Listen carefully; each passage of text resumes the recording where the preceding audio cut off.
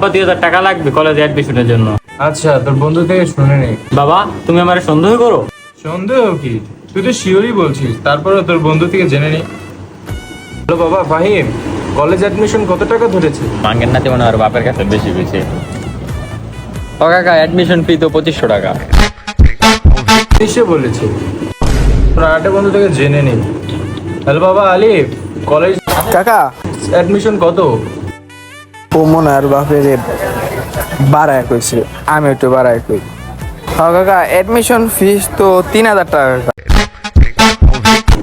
3000 বলেছে।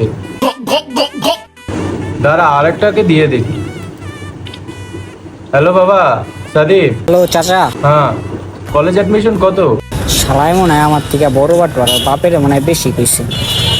চাচা অ্যাডমিশনের টাকা তো 4000 টাকা, হ্যাঁ, আপনি 3500 টাকা দিন, আমার চেনা পরিচিত লোক আছে তো। 3500? তো 3500 বললো, তো তুই এত কম বললি কেন বাবা?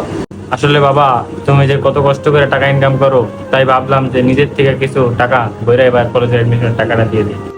আচ্ছা দিচ্ছি। বাবা অনলাইনে না, ক্যাশেই দিও টাকাটা। তোর কলেজে অ্যাডমিশন দিয়ে এসেছি, মাত্র 500 টাকা লেগেছে।